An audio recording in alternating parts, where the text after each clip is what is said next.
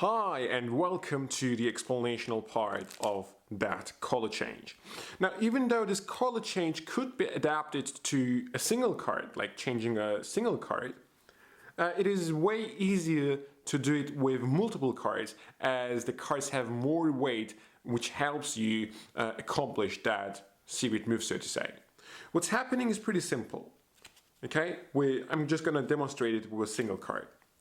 You have a break underneath two cards. One of them the spectator knows, the other one is a secret card. Okay? And as you drop your hand, gravity causes the card, I believe it is gravity, doesn't matter, causes those two cards to turn around like so. Okay? And done correctly, it does give the illusion of a color change. However, as I've mentioned at the beginning, with four cards that change, it is way easier to perform, as you have 8 cards in total that turn around. So let's get started, okay? Let's say you want to change 4 selected cards into the 4 aces. Then you'd need the 4 aces to be on top already, and you're ready to go. The spectator touches 4 cards.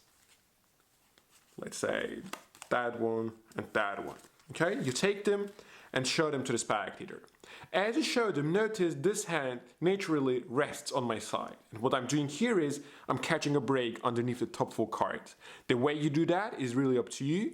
What I do is just ripple with my thumb 4 cards and catch a break. But you can do any method you wish. You could also have these 4 cards, spread them out, and as you show them, just catch a break underneath the 4 facing down cards. Once you have done so, these cards get placed on top of the pack, okay, and squared up. Now is a secret move, let's learn that. What's gonna happen is this: you have the break underneath 8 cards in this case, okay? I'm not gonna show you how to do it with 2 cards, as I've said before, there is way more weight on these 8 cards that causes the flip to be easier. So what's gonna happen is this: you're in this grip, pinky here, these 2 fingers, ring and middle finger on the side, index finger on top, and your thumb is gonna be on the corner of the 3 of clubs in this case, okay? And the thumb will kind of be a pivot point, which is gonna cause the cards to turn around. What's gonna happen? Sounds easy, but needs a little bit of practice.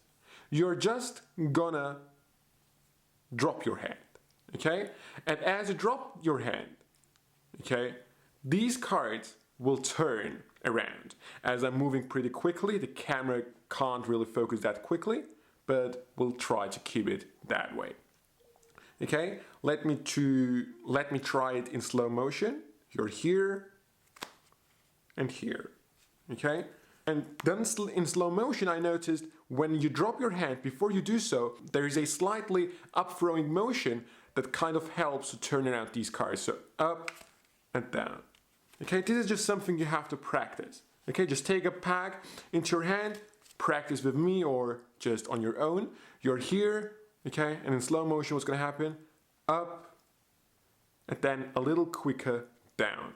And that is gonna cause the cards to turn around, okay? So you're here, thumb is on the corner, pinky here, okay, all the cards above the pinky will turn around. 3, 2, 1. And they turn around. So, one more time. You're here, and before you do so, this hand, okay, you just have to practice in front of the mirror so you have the right timing, and it will change, okay? So you're here, let's catch a break underneath the 8 cards. 3, 2, 1, and they change.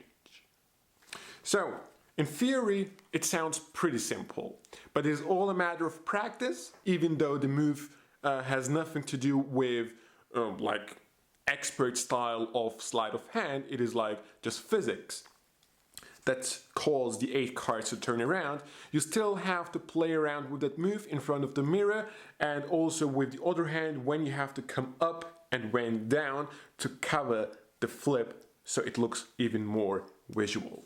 So one more time, one last time. The spectator touches 4 cards, let's say these cards.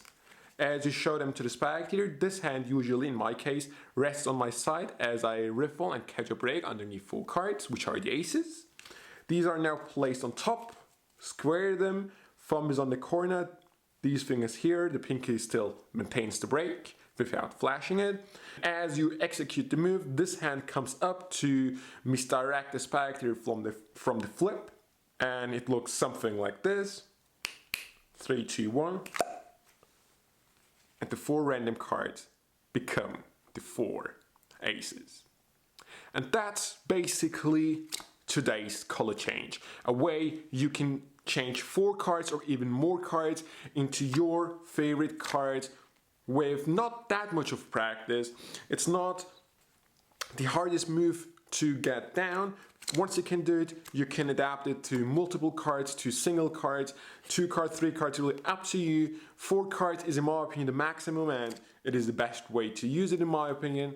That's it. I really hope you enjoyed it. If you did so, go ahead and let me know in the comment section below by leaving a thumbs up on the channel, of course, or on the video actually, and a subscription on the channel. That's it. I'll see you next time.